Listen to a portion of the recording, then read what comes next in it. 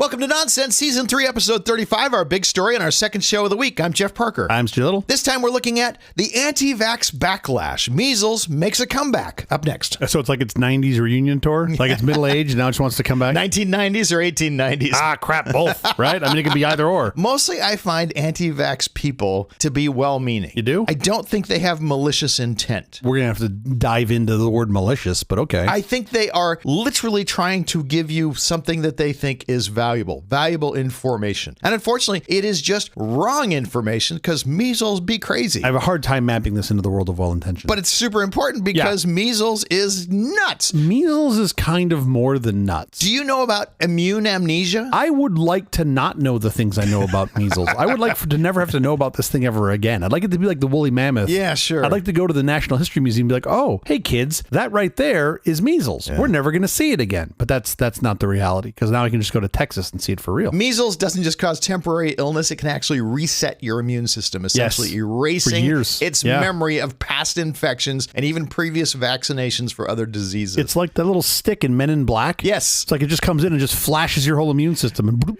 just gone. Surprise, now you can get anything. Yeah, I think I'd rather be slapped by Will Smith. Meanwhile, the Texas House has voted to make it easier for parents to reject school vaccine requirements. Great idea. Why don't they just be more broad and put the bill that they want to just reject science in all regard? That would save them time, wouldn't it? Right? Like, why have all these little bills? Just, science. Sometimes it works, I guess. One big, beautiful, terrifying bill. Okay, how disinformation spreads disease. Let's go. I can't wait.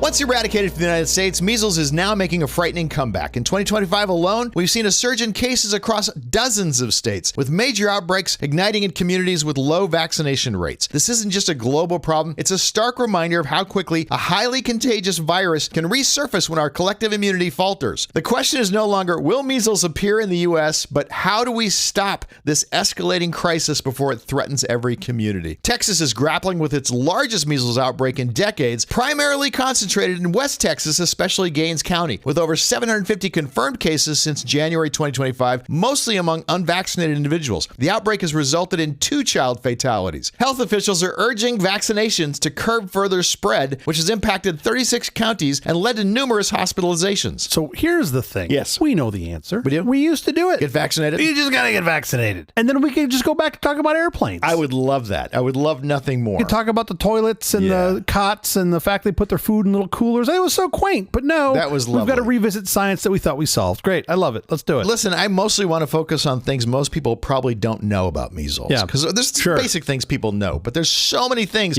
so many things most people don't know about this disease. This is one of those things where I kind of say it in jest, where do you really want to know this? Because it's kind of petrifying, but I agree with you. The answer is you all need to know this, right? Especially because it is a real problem. Here's the thing. With measles, we're basically still, in 2025, walking on a knife's edge in some ways. Yeah. Because all it takes is one traveler with measles, one community with low immunity, usually from low vaccination rates. Gaines County. Yeah, and then you get like some kid, some preschooler whose parents subscribe to their medical advice from some Insta reel and believes that they shouldn't vaccinate their kid, and then boom, you've got an outbreak. Yeah. It's really that fast, and I'm not cutting out steps here. Like that's how quickly it happens. Measles is insanely contagious. When you look at other infectious diseases, this thing is off the chart. We measure infectious diseases with something called R0, right? It's R0. Yeah. It's a mathematical term that indicates how contagious an infectious disease is. It represents the expected number of cases directly generated by one case in a population where all individuals are susceptible to infection. Mm-hmm. One person gets this thing and they're in a population, how many other people are going to get it? Right. So the R0 for influenza is about 1.3. If you get the flu, somewhere between 1 and 2 people are going to get it from you. Mm-hmm. The common cold is around 2 to 3. That's sort of like a typical number. You get a cold, 2 to 3 people are going to get it. Polio is 5 to 7. Wow. The R0 for COVID-19 ranges from about 2.9 to 9.5. We're still trying to figure this out. The current median is about 5.7. Okay. That's double the early R0 estimate of about 2.2 to 2.7. So again, we're still trying to figure this out. With an R0 of 5.7, like with COVID, you would need at least 82% of the population to be immune to COVID-19 to stop its transmission, right? That's sort of the level of herd immunity that you would need. Measles blows all of this out of the water. Yeah. The R0 is 12 to 18. mean. It's at least 2 to 3x what COVID is, the mean of COVID. And that means that one person can infect a small town if you just breathe in the wrong place. You need about 95% vaccine coverage to keep measles at bay. And the problem is we're not hitting that anymore. We were, but now we're not for various reasons. In parts of the U.S. Fortunately, in other parts, we still have herd immunity. Because we have a herd that's not running off the edge of the cliff like a bunch of lemmings. Am I coming across as a little biased? I feel like maybe I'm a little biased. You might have a point of view. I have a point of view, yeah. It is so contagious. One person, if encountering unvaccinated people, can cause 9 out of 10 people to get it. It literally will stay in the room for 2 hours after an infected person has left. It's on the surfaces and it's in the air. Yes. Why, with a highly effective vaccine readily available for decades, are we still seeing significant measles outbreaks in almost every region of the world right now? That's a good question. I mean, I think there's a couple parts to this. We have pretty short memories. Yeah. Like, I don't think most folks, certainly not the folks that are not getting vaccines, remember that measles used to kill about 2 million people a year. Wow. And that was when you had a smaller population. And now people are just like, wait, measles? What's that? Is that a big deal? Right. Like, what? Like, maybe I don't need to get this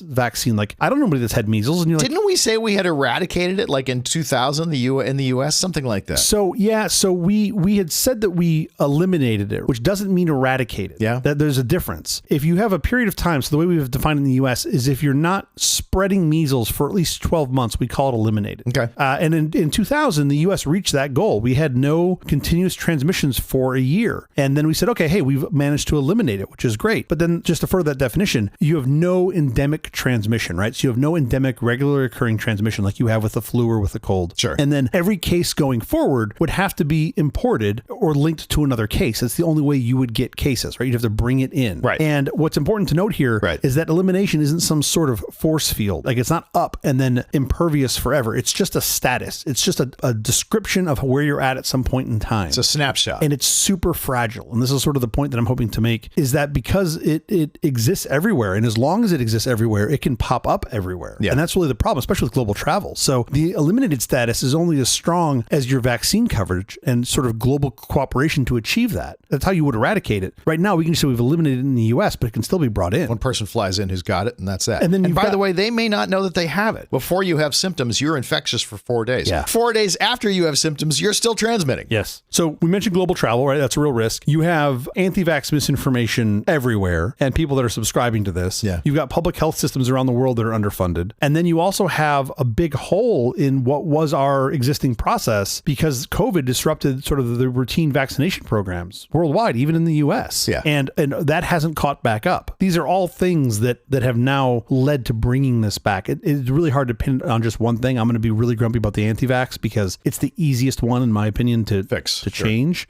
But you have all of these sort of things in this confluence of issues that have really brought this roaring back. So we know measles is one of the most contagious diseases, but when it crosses borders, how quickly does it jump from single traveler to a community outbreak? If conditions are right, what that really means is immunity gaps. Yeah. Measles can go from one imported case to dozens or hundreds of cases in a matter of weeks, not months, but weeks. All it takes is one person to come to Gaines County where there's a large population of unvaccinated people. Yes. And it just explodes. And this isn't like some mid-90s sci-fi film that talks about like a pathogen. This is real. This is actually what happens because when you have this incubation period where for 7 to 14 days after infection, you feel fine. You don't feel bad, but you're walking around transmitting, but you're not symptomatic. So the virus is just brewing. You're typically contagious for 4 days before the rash shows up, and then another 4 days that you're contagious afterwards. So you're still potentially transmitting during that time. By the time you see the rash, you've probably already exposed hundreds of people, dozens to hundreds of people. I guess it depends on your life. Especially if you go to a big concert or something. Sure. Yeah. But just even think about like your preschool, right? When you got an R0 of 18 and you think about your school of 15 or 20 or 25 kids and then multiply that out to their families, you're like, whoa, this is a lot of exposure in a very short period of time. Yeah. And that's why when this sort of single traveler that we're talking about, right, inbound traveler, when they hit a community where that vaccine coverage is less than 95%, so like you said, daycare, a rock concert, a religious group, a school, whatever it is this potential spark that could explode. As soon as somebody else gets it, now they're contagious, but they still might not have any symptoms, right? Any symptoms yet. That explosive growth, that's why that R0 of 12 to 18 is so scary. It just becomes this giant mess. So here's some real world examples, recent ones. In 2019 in New York, we had an outbreak. It was one unvaccinated child that returned from Israel with measles. Okay. The rash occurred 9 days days after the child returned home to the States. Okay. Exposed an ultra-Orthodox Jewish community that had a very low vaccination rate of people that had a known vaccination status below 86%. The result was you had 600 cases in under 6 months. Oh, that's awful. That is insane. I guess I should also preface and say, based on when we're recording this episode, that you should take this with a grain of salt because it's from one of those supposedly corrupt journals, the New England Journal of Medicine. Like, good thing we're banning those guys doing this, analysis on exposure of measles. Okay, that was 2019. In 2022, you had like 2 unvaccinated kids that generated over 85 cases in a few weeks, mostly in kids under 5, which is one of the most vulnerable populations of folks. Yeah. So it just moves faster than most health departments can react. If you are a traveler, if you're the inbound sort of patient zero, and you happen to be in a community that is vulnerable, you can see this explosion within a couple of weeks. So that's why we need surveillance, high vaccine coverage, and then really rapid contact tracing. Those 3 things are the best sort of response we have. Otherwise, this thing can just wreck an entire community. Once you're infected, there's no antiviral treatment for this, right? It's not like... Not that I know of. There's no Theraflu for it or whatever. Again, I'm certainly no doctor and the farthest from it. Yeah. But... You get it. One of the treatments they will give you, so when you get measles, it has a tendency to deplete you from vitamin A, which then makes the infection worse. So one of the treatment courses you'll see, especially in kids, is vitamin A injections. To be clear, this is after you've already gotten the disease because the disease depletes you of vitamin A. Yeah. And now you've got a bunch of people running around on the internet being like, doesn't give you any immunity. Vitamin A is the answer. Just get vitamin A early. Well, having too much vitamin A actually has its own health consequences. Right. This is like back to taking horse worm pills to get rid of COVID. Like, no. Like, wait for there to be some analysis and study before you do this. And as it turns out with vitamin A, we've done this and it doesn't work. It doesn't prevent you from getting measles. For the few people who get measles, even after being fully vaccinated, those are called breakthrough cases, right? How mild are their symptoms truly, and are they still able to spread the virus? So this is where there is some good news. The MMR vaccine is one of the best vaccines we have. Mumps, measles, rubella. With MMR vaccine, you are suggested to get 2 doses. After 2 doses, most folks are 97% protected. Yeah. The vast majority of the population, north of that 95% number, are protected. After 1 dose, it's something like 94%. Something like that. It's absolutely amazing what just 1 dose will do. You want that last percentage. You want every percentage you can possibly get, but that's amazing. That I think a lot of folks get wrapped around the axle about that, that 3%. They're like, yeah, but it's not 100%. Well, why would I get it? I could be one of the 3%. And it's like, that's not the point. Yeah. The point is, if you're not vaccinated, you're more likely to be a carrier of this thing. So, and by the way, of that 3% that don't get protection, some of it's because their immune system never mounted a full response. That's pretty rare. Yeah. Or their immunity waned over decades. That seems to be even rarer. Or they just didn't develop immunity. Like, it happens. But that, to go back to your question, mostly that doesn't happen though.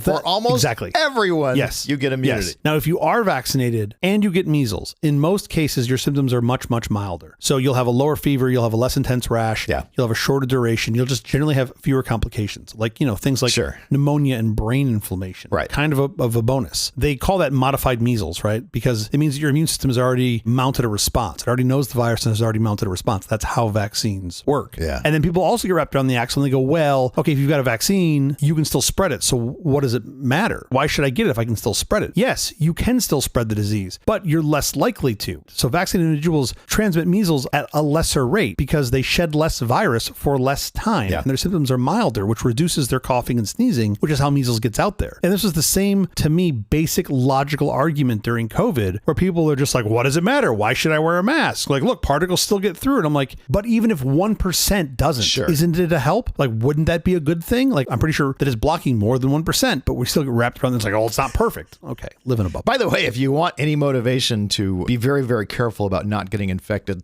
we won't go into it here, but look up SSPE, which is the result of measles. It is rare, but it is almost always a fatal brain disorder caused 7 to 10 years after you've recovered from measles. All of a sudden, I'd recommend you Google it right before bedtime, right after you watch the Anti-Vax, whatever, vitamin A, horse crap you're going to see out there. And then, go read about this and let me know what you think. Put it in the comments. Awful. Just awful. Yeah. What are the latest insights into how the measles virus is evolving? Are there any concerning changes that could impact the vaccine effectiveness down the line? So this is more generally good news. Measles appears to be remarkably stable. It's not like completely frozen in time. It's not the woolly mammoth. Yeah. But there's no current evidence that it's mutating fast enough to evade our vaccine protection. And that is great. Good. So it's an RNA virus, but unlike COVID, it doesn't mutate rapidly. Its genome is relatively stable. Again, low mutation rate. And the current MMR vaccine we talked about earlier, it targets a hemagglutinin protein, which has remained highly conserved across strains. Those are all really good things. There's been no evidence of it escaping the vaccine yet. That's lovely. That's great. That doesn't mean that we're okay, because just like with COVID, the more cases that you have gives it the more opportunity to mutate. Sure. And that's a real risk. The best thing we can do is long-term vaccination to prevent this from happening. If you're under-vaccinated, then you've got more chance for hosts. More chance for hosts means more chance for mutation. Things are getting better. We're finding more ways to get us closer to that 95+% goal, whether it's delivering patches, like vaccine patches, delivering it intranasally,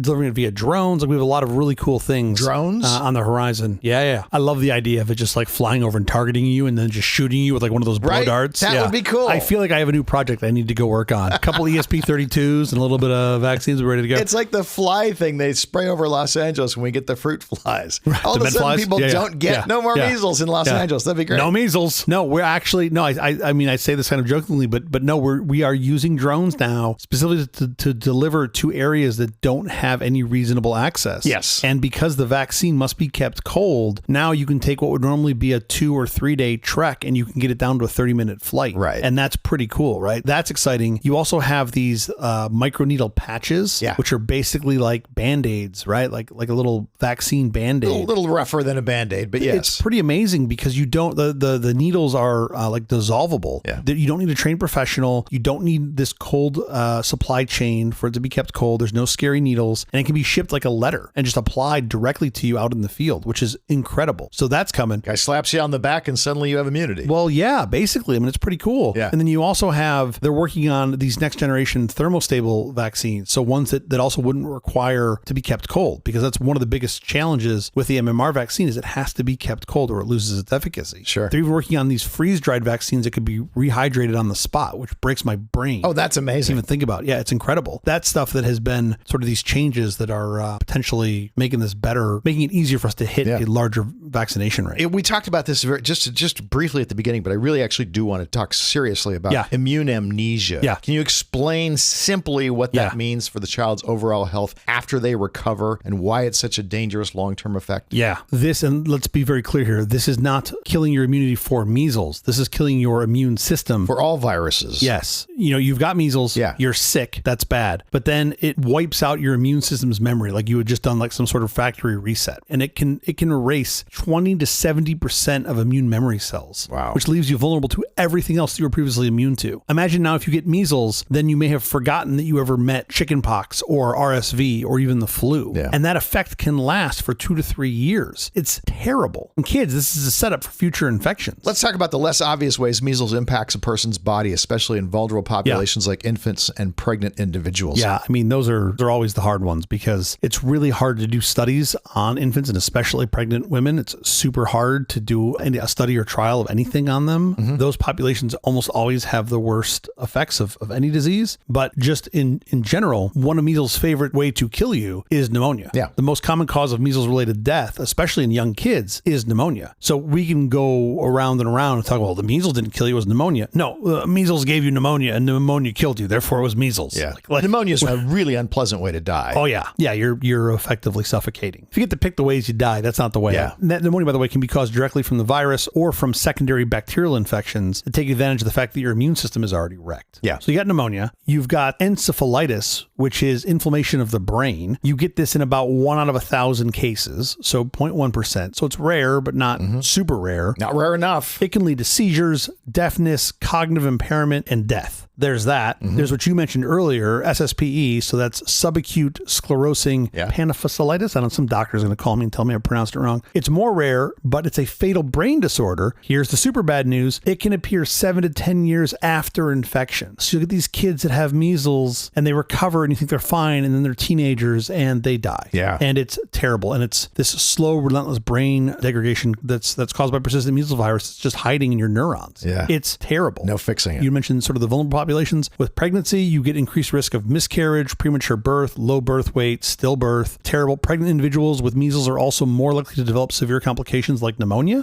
Like, that's great. And then with infants, they're just these little tiny sitting ducks because they're too young to be vaccinated. You usually get the first dose until around 9 to 12 months, depending on what country you're in. If the mother isn't immune or just passes on weak protection in general, the baby has no defenses. So this can progress quickly to severe diarrhea, which leads to dehydration, or pneumonia, or brain swelling, or death. You certainly don't want a doctor coming in to take care of the infants who's been infected with measles and doesn't know it yet. Oh yeah, I mean that too. That's another just how this crushes the health system is they've got to spend a ton of resource and time disinfecting anyone who has measles and comes in, and then you got to worry about if a healthcare worker gets pulled out of the lineup. You're already stressed as it is as a healthcare system, and now you got to pull that person out, that healthcare worker out. And then I mentioned this earlier. You also have malnutrition. So measles causes vitamin A depletion, which in turn worsens the infection. So if you've already got malnourished kids, especially in lower income regions, they face dramatically higher fatality rates. And without vitamin A supplementation, mortality can double or triple. So it's really not good. What about any new vaccine delivery methods or public health interventions on the horizon that could revolutionize our fight against measles, especially in hard to reach areas? You've got those microneedle patches. Those are pretty interesting.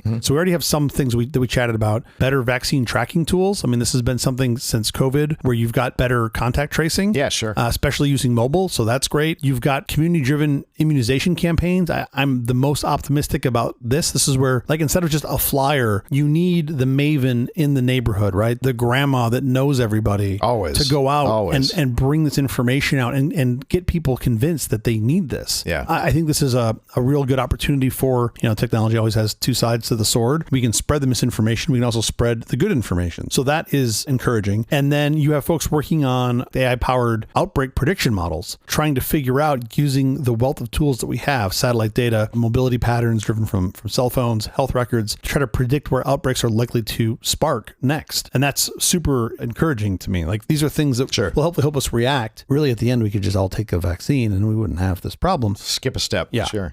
Once you have this sort of a sense of where you might have outbreaks, you can pre-position vaccines and health workers before this becomes a problem. And this is one of those things where super useful. Just most people don't see. But when you do all of this hard work and then there is a nothing burger, nothing happens, that is success. But a lot of folks go, well, nothing happened. You're like, perfect. Well, perfect. Because you flew in 50 people that tried to vaccinate your whole community so you all didn't get sick. And they're like, but we didn't get sick. And I'm like, that's job well done is what that is. It's like when you take someone to a baseball game and the pitcher pitches a no-hitter. And you say, that's amazing. You won't see that very often. And they say, well, great, because nothing happened. Exactly. How many innings were we at your birthday? Where they're like 6 innings in, it was a no-hitter, and I was basically asleep. And I was just like, there's nothing happening in this game. It's super exciting, but it's not to watch. It's like super exciting to read about. That's what you want for the measles. You want to see nothing. You want nothing to be a no-hitter. Happen. I know. That's a win. And I really do think that's one of the biggest problems, especially with what I'll call a general lack of empathy or ability to see through other people's eyes. Generally, you go, well, I didn't get measles. My family, my brothers didn't. My sister didn't. My parents didn't. So my kids don't. What am I worried about? And you're like, yeah, that's it working. That's the whole point. That's success. Measles didn't go away. It wasn't like the covered wagon where we went, oh, well, we got something better now. Right. Like, it's still there. It's just waiting for you to get soft and for it to come back. If you could send one clear message now to every parent, policymaker, and healthcare worker about measles right now, what would it be? I mean, it's super simple. Vaccinate, advocate, and eliminate this thing. It is really so easy to do. We have the science. It's well trusted. So when I see this misinformation spread around, it drives me really bananas because we have the answer. Science friends who are listening, you can't be quiet on this. You cannot be quiet on this. You gotta talk. We need you to advocate. When this comes up, I mean, unfortunately or fortunately, it depends on your view, most people that know me, and they just won't bring this stuff up around me because they don't want me to step into it. But every now and again, I get some fresh meat, somebody that doesn't know me, and they're just like, well, I read that the mercury and the blah, blah. And I'm like, okay, you need to sit down now because we're going to have a little conversation. Here's the thing. Measles, it's fast, it's deadly, but it's preventable, right? It wasn't 100 years ago. It is now. And it doesn't need to be back. We do not have to let this thing win. So to parents, if your kid isn't vaccinated, measles isn't really a maybe. It's a potential matter of when. You just need one infected kid at your daycare or one trip to the airport, and suddenly your kid is in the ER with complications that could have been prevented by 2 tiny shots. And if you don't believe me, simple,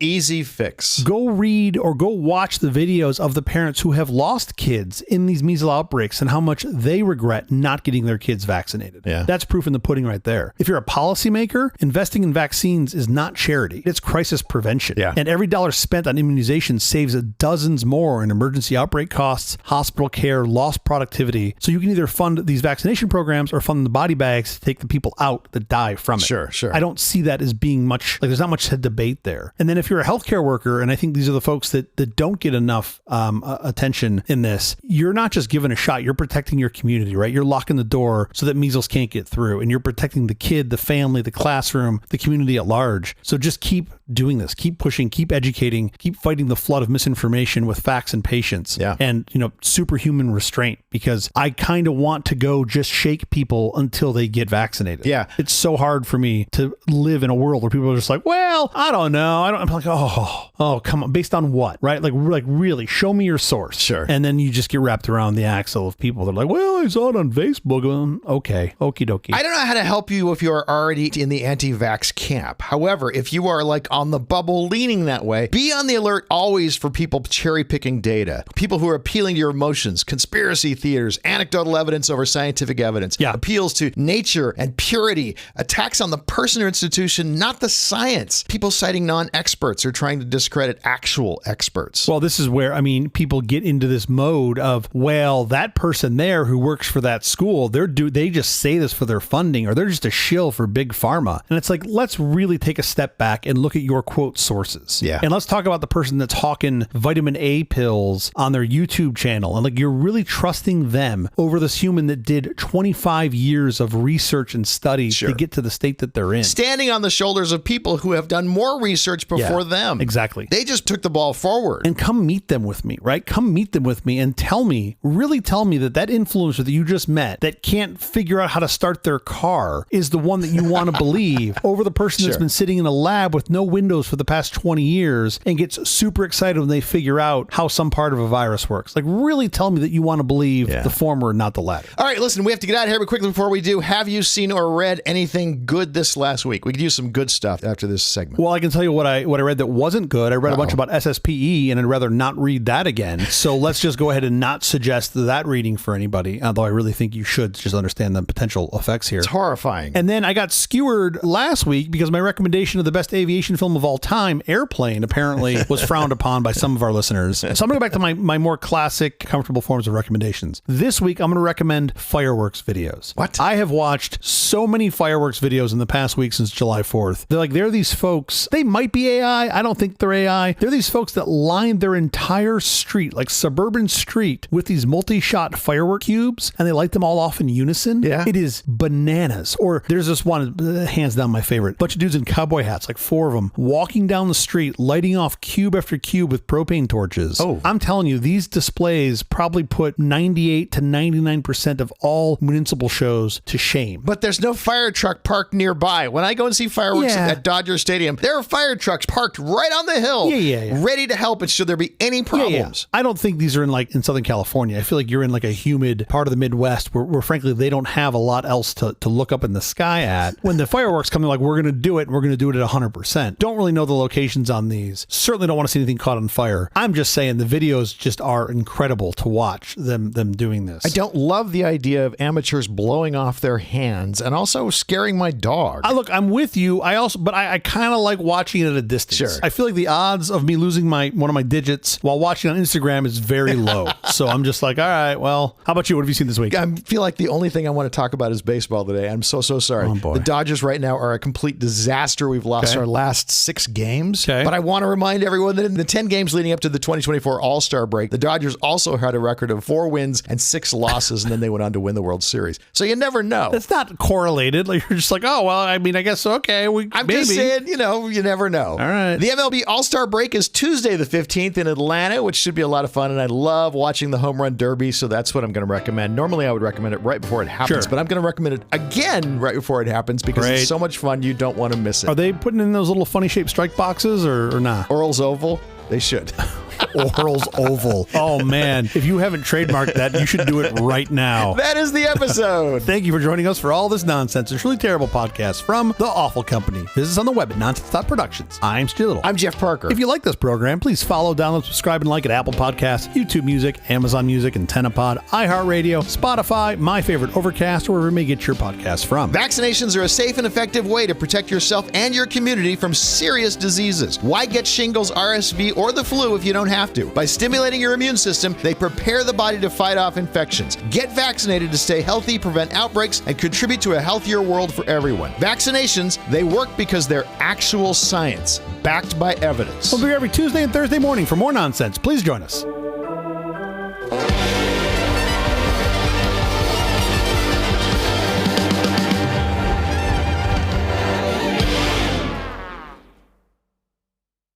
You know what they need to do? They need to make vaccines delicious. Yeah. If you made them delicious, this wouldn't be a problem. And fatty. Fatty is and carcinogenic. Sure, of course. Salty and fatty. If it was a group 1 carcinogen, they would do really well. That's the problem. You couldn't stop people from getting it. Yeah. They would just be all over it. Bacon-flavored vaccine. There's like 2 labs in Jersey that can synthesize any flavor possible. Give me the vaccine pill that tastes like bacon. Sure. You will have people in the Midwest that will be super immune to measles.